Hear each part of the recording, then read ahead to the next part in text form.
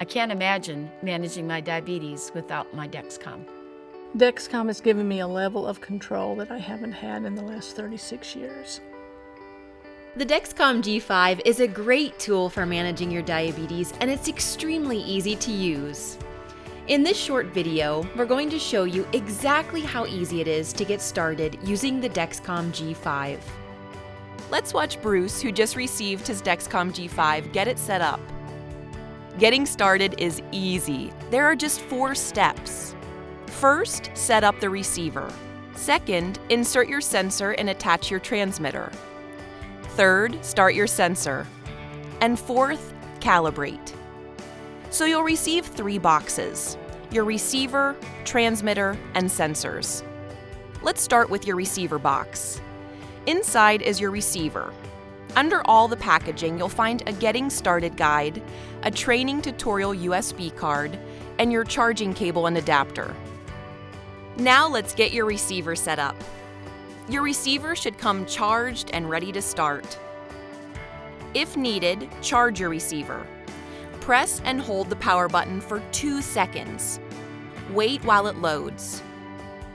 Tap OK on the welcome screen. To set the date and time, tap a field, tap the arrows to change the number.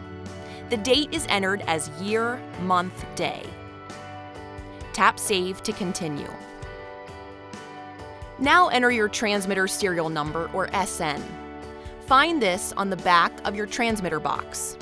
The numbers can be difficult to read, so you may want to pause this video to get reading glasses or a magnifier. When you found the number, you'll tap the arrows up from 9 or down from 0 to choose a letter. Now we'll set your low alert.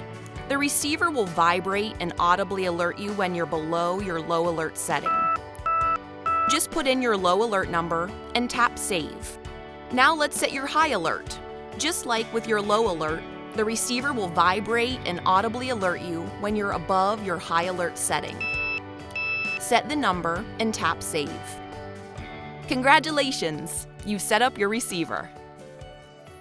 Now open your transmitter and sensor boxes. You are ready to insert your sensor and attach your transmitter.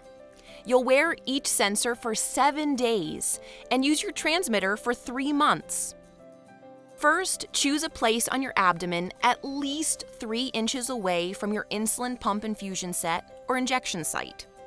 Avoid areas with scarring, tattoos, hair, or irritation. Clean your skin with rubbing alcohol and let it dry. Grab a sensor, open the package, and remove the 2 adhesives. Place horizontally on your body and smooth out the adhesive so it sticks. Now remove the safety lock. Pull straight out like this.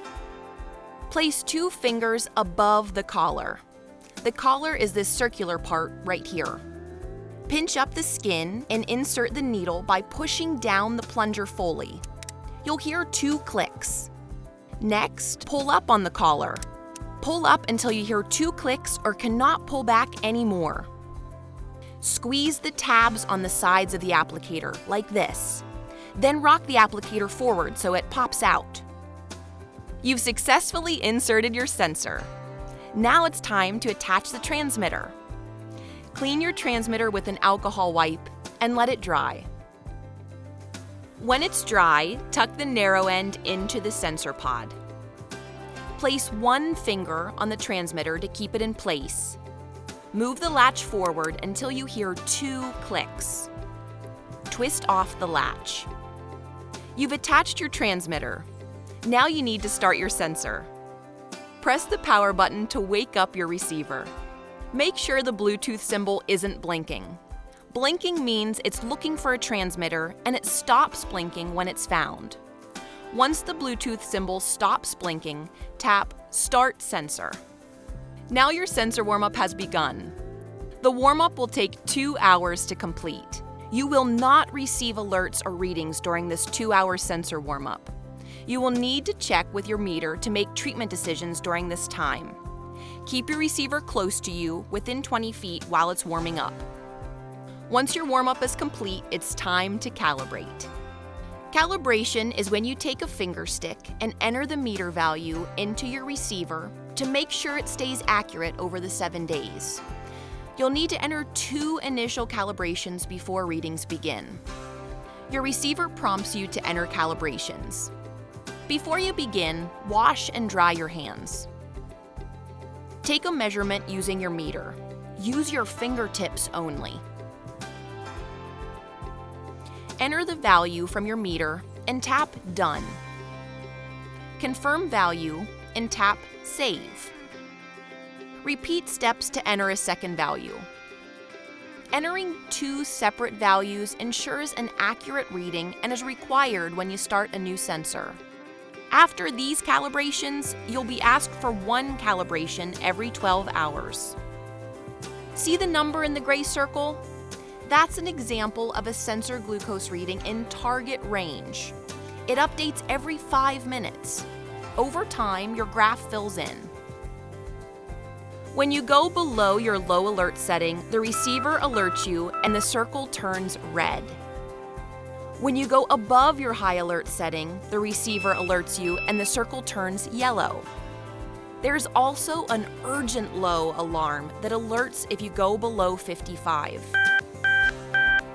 You can't change or turn off this alarm. Your glucose is always changing. This is why the trend arrow is important. It shows where your glucose is heading and how fast it's moving. Arrows help you avoid being low or high by taking action before you are already too low or too high. Use your number and arrow when making a treatment decision, like treating for a low or dosing for a high. That's it. Now your system is up and running and you know how to read your home screen.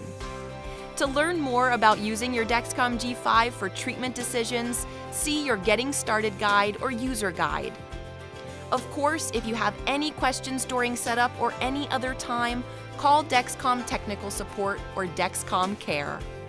Dexcom gives me confidence in myself and in managing my diabetes. Dexcom is so easy to use, and you've got somebody on the phone 24 hours if you have a question or have a need. It's revolutionary in the field of diabetes.